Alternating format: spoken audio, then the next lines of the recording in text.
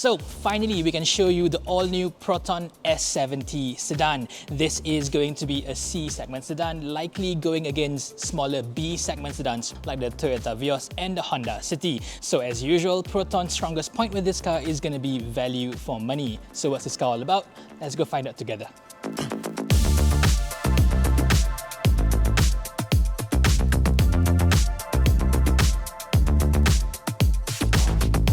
First things first, this car has not been launched officially, so we don't know what the pricing is.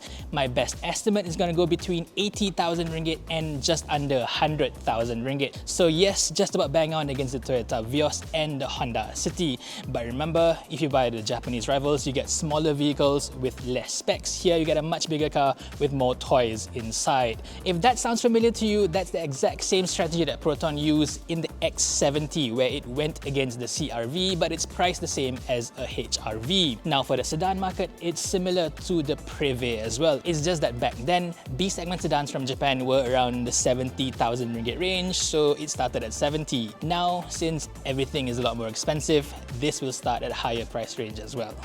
The S70 is going to come in 4 variants, although it now starts from Executive. The standard naming has been dropped completely. Beyond that, there is the Premium, Flagship and this top spec Flagship X that you see here.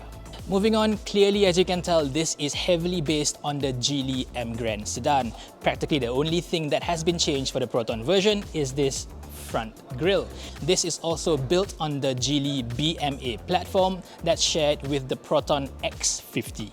The new grille uses the usual Proton ethereal bow down the bottom, and there is also this new diamond studs following the X90, apparently inspired by Cayenne Songket design. There is also a wide mix of finishes over here. The grille frame is finished in satin silver sort of, whereas the logo and the chrome studs are in full chrome. Other than that, the car looks an exact match to the base Geely model, but Proton did design its own set of optional body kit, which does look pretty good. The headlights are LED projector units across all variants except for the base Executive, in which you get halogens instead. But the fact that these are projectors means it's already an upgrade over the flagship Proton X90. Those get reflector LEDs instead. What this car does not get, however, are any form of front fog lamps. The wheels start at 16 inches for the base 2 variants, going up to these dual-tone 17s for the flagship variants. The tyres are pretty decent as well. These are Goodyear Assurance Triple Max. Not the best, but not bad either.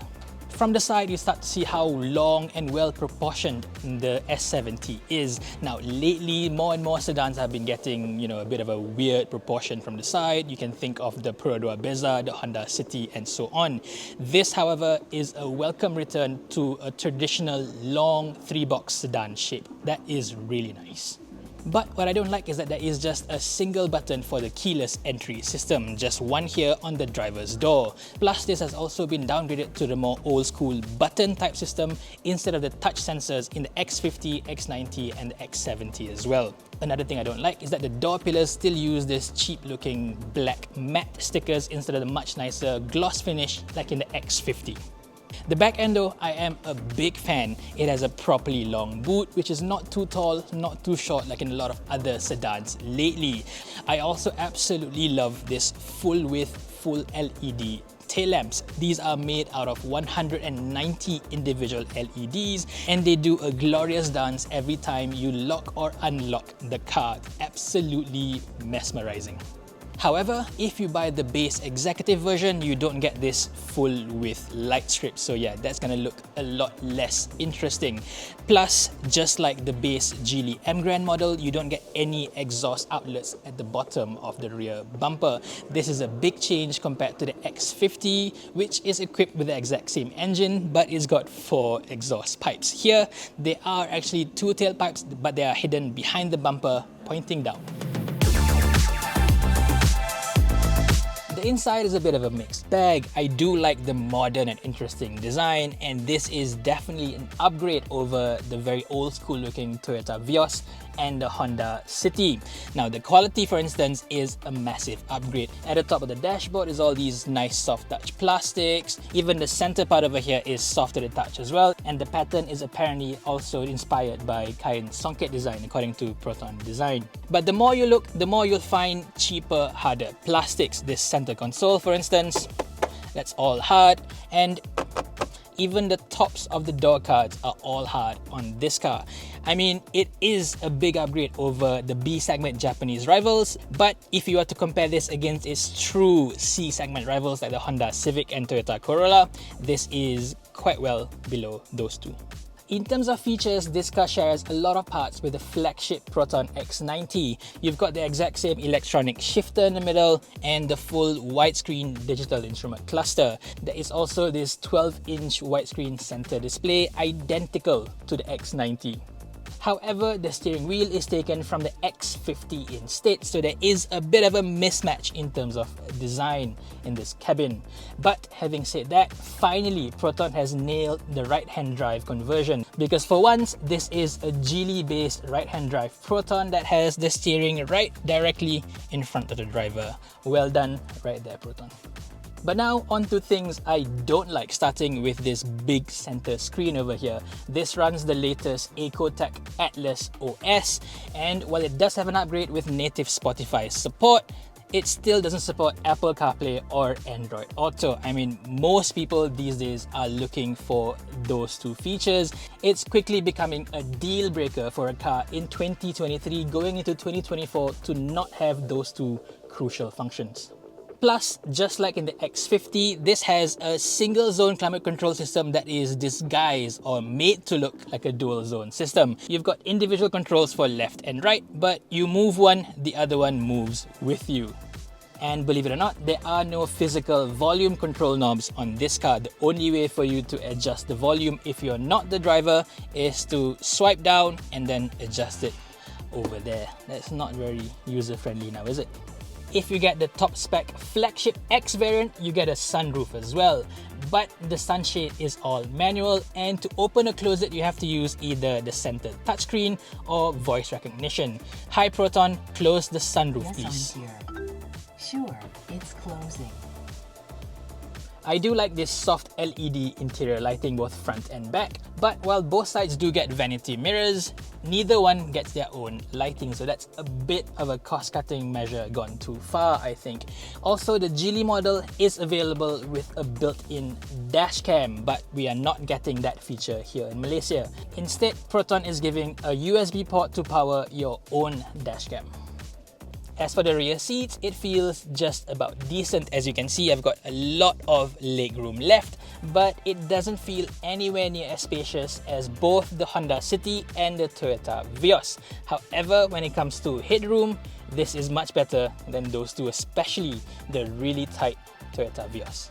For your reference, I am 167 centimeters tall, so even if most of you are taller than me, you should be able to fit in the back here just fine. The seats themselves are also very comfortable. They are really soft, really supportive as well, so sitting in the back for even long distance journeys would be just fine. You also get rear aircon vents in the back here, which is an absolute must these days, plus another pair of USB chargers, one USB-A and one USB-C. The two things I don't like in the back here are that all the door cards feel really hard and rough, and that the rear windows don't go all the way down. The boot is pretty decent at 500 litres, which is about the same as both the City and the Vios. But it has a big advantage over the Toyota, especially because the rear seats can be folded down here, and you also get a spare tyre under the floor. Under the hood is a 1.5-litre 3-cylinder turbocharged engine, the exact same one fitted to the Proton X50. However, this here is the 1.5T MPI version and not the TGDI version in the X50 flagship. So here you get 150 PS, 226 Newton meters of torque. Drive goes to front wheels via a 7-speed dual-clutch transmission. 0 to 100 Proton claims is around 9 seconds. That's pretty sprightly for a car this size. This also is a massive upgrade over the base Geely M Grand. In pretty much all other markets, the M Grand is only available with 1.5-litre naturally aspirated engine and a CVT gearbox. Here we get a turbo and a DCT. Also upgraded are the safety features. The Geely M Grand does not get ADAS in all other markets, but here Proton has fitted ADAS on the top two flagship variants. Plus, the ADAS here is very similar to the one fitted to the flagship X90 as well, so it has better, smoother controls for the active cruise control system.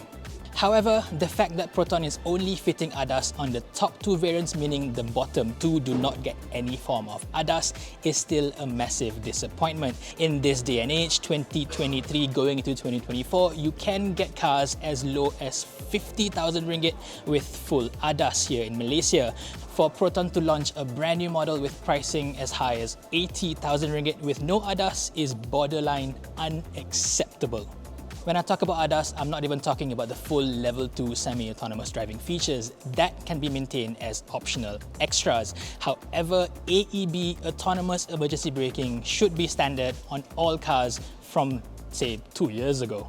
So that's our early look at the all-new Proton S70 sedan. What do you think of this car's looks, specs and potential pricing? Do let me know in the comment section below. For now, thank you for watching and stay safe everyone.